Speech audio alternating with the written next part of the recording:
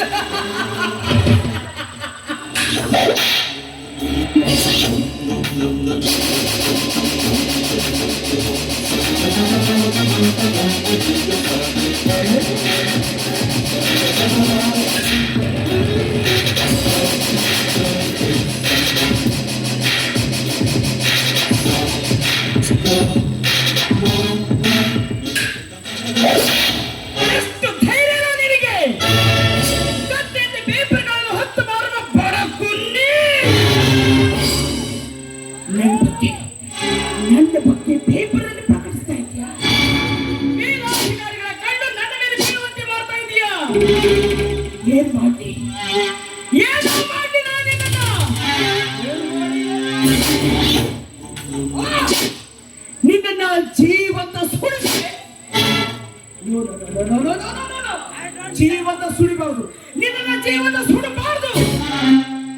ಅಣುವಾಗಿ ಸಾಯಬೇಕಾದ್ರೆ ನಿನ್ನನ್ನ ಚಾಟಿಯಿಂದ ಮೈ ಬಾಯುವಂತೆ ಬಾರಿಸಬೇಕು. ಆಗಲ್ಲ, ಅದು ಆಗಲ್ಲ.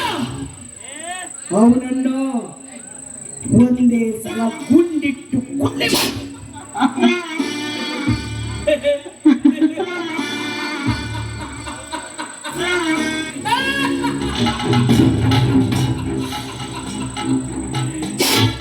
ನನ್ನನ್ನ ಎದುರು ಹಾಕುವವರ ಸ್ಥಿತಿ ಏನಾಗುತ್ತೆ ಅಂತ ನಿನಗೆ ಗೊತ್ತಾಗಬೇಕು, ಗೊತ್ತಾಗಲೇಬೇಕು.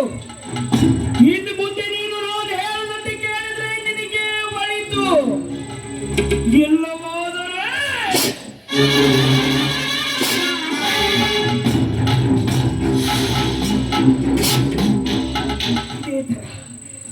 ಇದೇ ತರ ನೀನು ಸಂಸಾರದ ದೋಣಿ ಹರಿದು ನಾನು ಹೊಳೆಯಲ್ಲಿ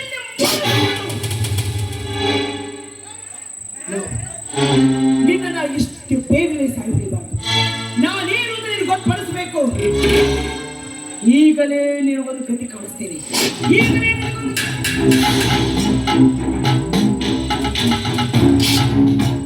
ಬೇಕು ಸಾ, ಏ ಬೇಕು ಸಾ, ಬಾರ ಹೊರಗೆ. ಬೇಕು ಸಾ, ಹೋದ ಇವು ನಮ್ಮ ಹಾಳಾದವನು. ಎಲ್ಲಿ ಹೋಗಿದ್ಯೋ? ಬರೇ ಹೊರಗಡೆ ಇರು ನೀನು. ಈಗ ಸಿರಿಗನ್ನಡ ಪೇಪರ್ ಸಂಪಾದಕ ಶಶಿಕಾಂತ್ ಇಲ್ವಾ? ಅವನನ್ನ ಒತ್ತಿಲ್ಲಿ ಹೇಳ್ಕೊಂಡು ಬರ್ಬೇಕು.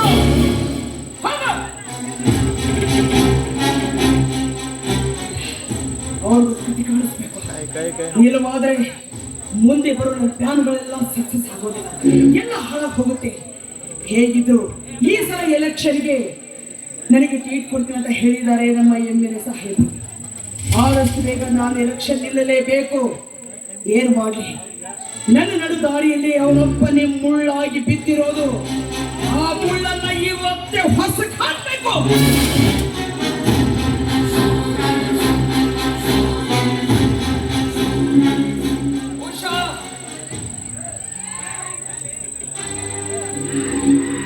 ಎಲ್ಲಿಗೆ ಹೋಗಿದ್ದೆ?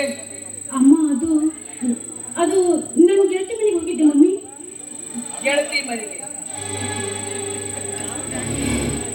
ಉಷಾ, ನೀನು ನನ್ನ ಮಗಳು.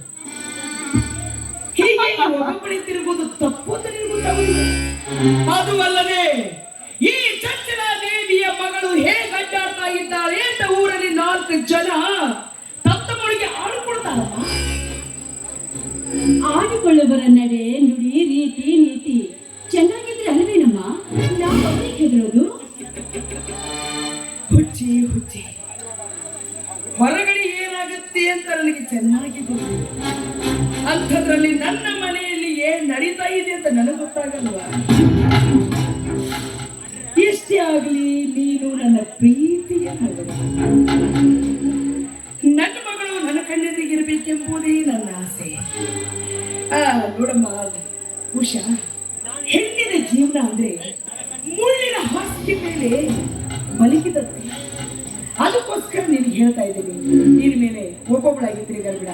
ಹಾಗೂ ನಿನಗೆ ಹೊರಗಡೆ ಹೋಗ್ಬೇಕು ಅಂತ ಅನಿಸಿದ್ರೆ ನಮ್ಮ ಕಾರ್ಗಡೆಯಲ್ಲಿ ಹೋಗಿ ಆಗ್ಬೋದಲ್ಲ.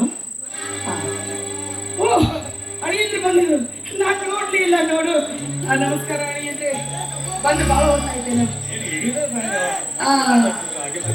ಅಳಿಯಂದ್ರೆ ನಿಮ್ಮನ್ನ ಕರೆಸಿದ ಕಾರಣ ಇಷ್ಟೇ. ನನ್ನ ಮಗಳು ಹೇಗೋ ಮನೆ ವಯಸ್ಸಿಗೆ ಬಂದು ಮೊದಲಿಂದಲೂ ಅವಳನ್ನ ನಿಮಗೆ ಕೊಡ್ಬೇಕಂತ ಮಾತಾಡೋದಿದ್ದೀವಿ, ಅದು ನಿಮ್ಗೆ ಗೊತ್ತೂ ಇದೆ. ಅದಕ್ಕೋಸ್ಕರ ಒಳ್ಳೆ ಮುಹೂರ್ತ ನೋಡಿ ಮದುವೆ ಮಾಡಿ ಮುಗಿಸ್ಬಿಡೋಣ ಅಂತ. ಹೆಣ್ಣು ಮಕ್ಕಳು ಮನೆಯಲ್ಲಿದ್ರೆ ಉಡಿಯಲ್ಲಿ ಬೆಂಕಿ ಇಟ್ಟುಕೊಂಡು ಅದನ್ನ ನೀವು ಬೇರೆ ಹೇಳಬೇಕಾಗಿಲ್ಲ. ನೋಡಿ, ಅವಳ ಮದುವೆ ಆಗೋದಕ್ಕೆ ನಿಮ್ಮ ಅಭಿಪ್ರಾಯ? ಇದರಲ್ಲಿ ನನ್ನ ಕೇಳುವ ಮಾತಿನಿ ಯಾವತ್ತಾದ್ರೂ ನಿಮ್ಮ ಮಾತನ್ನು ಮೀರಿ ನಡೆದಿದ್ದೇನೆ ನಾನು? ನೀವು ನನ್ನ ಮಾತನ್ನ ಮೀರಿ ನಡೆಯುವುದು ಇಲ್ಲ. ಯಾಕಂದ್ರೆ ನೀವು ಎಷ್ಟೇ ಆಗಲಿ ನನ್ನ ಕೈಯಲ್ಲಿ ಬಿಡದ ಹುಡುಗ.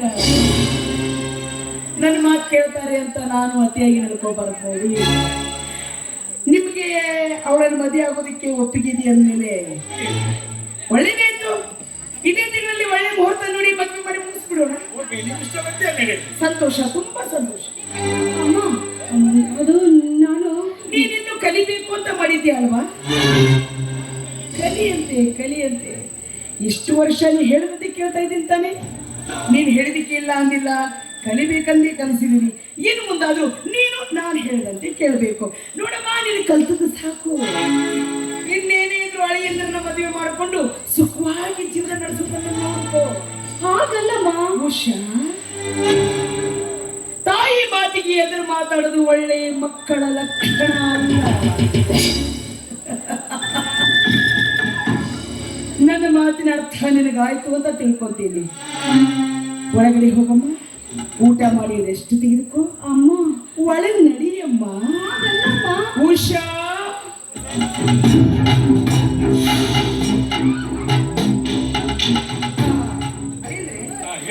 ಇನ್ನೊಂದು ವಿಷಯ, ಏನಂತ ದೊಡ್ಡ ವಿಷಯ ಅಲ್ಲ, ದಿನ ನಡೆಯೋದೆ.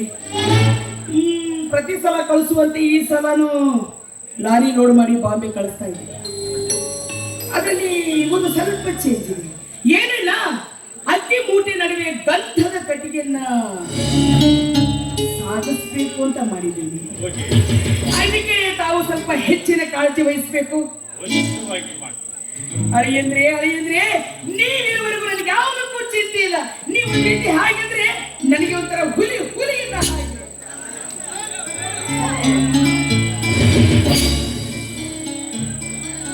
ನಮಸ್ಕಾರ ಅಮ್ಮೋರಿಗೆ. ಯಾಕೋ ಬರಲು ಹೇಳಿ ಕಳಿಸಿದ್ದೀರಿ?